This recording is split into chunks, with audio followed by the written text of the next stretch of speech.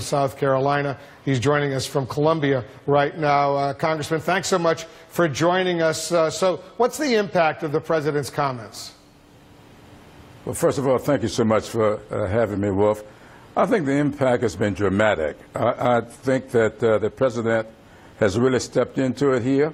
I think that the Congressional Black Caucus has solidified around some efforts that I think will take place next week, one of which is the pursuit of a censure resolution. And I am hopeful that we will do that and get bipartisan support for it. The president is the commander-in-chief, and this is kind of what we call conduct of unbecoming of an officer. And if a general or some other line officer in the military were to say something like this, he would be censured, or she.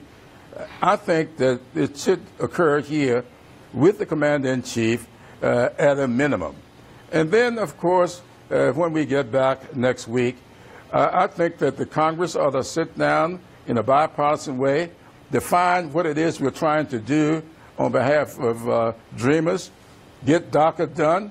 Let's look at what we should do with border security, and let's take this discussion about immigration off of this issue. It should not be in here. I said to my colleagues on yesterday and last evening, this is a smokescreen. I think the president is doing what he does so often. He's going to stick it to DACA recipients. He is going to give the backhand to Dreamers, and using this discussion as a camouflage for doing that. So we ought to step out of these discussions about immigration policy, put it in something where it ought to be, get back to discussing a budget resolution, getting a continuing resolution to go forward, or put a budget in place tied all to the president's wishes on border security, our wishes on behalf of Dreamers, and let's go forward and stop this discussion. This is a camouflage.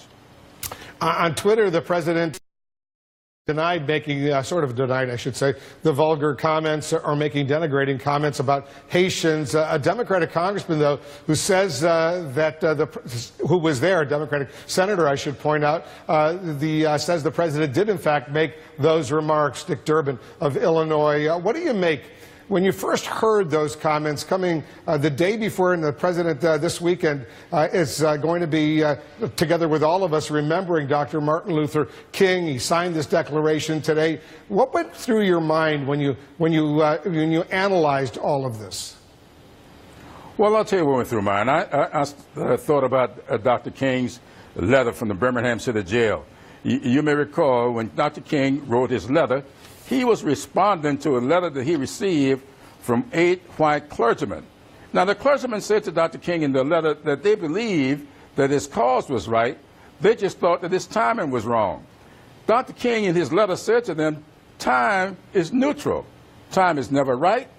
Time is never wrong. Time is always what we make it. And then he said something I think is critical. He said that he was coming to the conclusion that the people of ill will in our society make a much better use of time than the people of goodwill.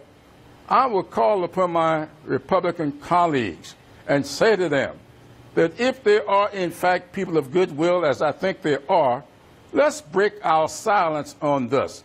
Let's not be quiet, pretend you didn't hear it, you didn't recall it.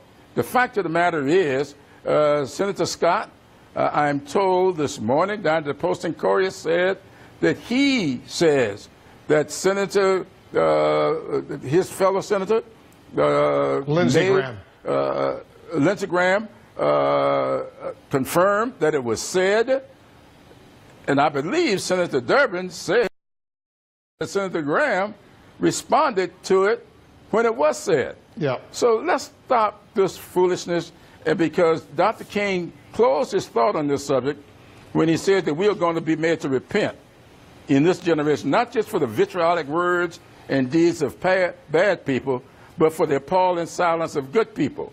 Let's break our silence. Congressman Clyburn, thanks so much for joining us.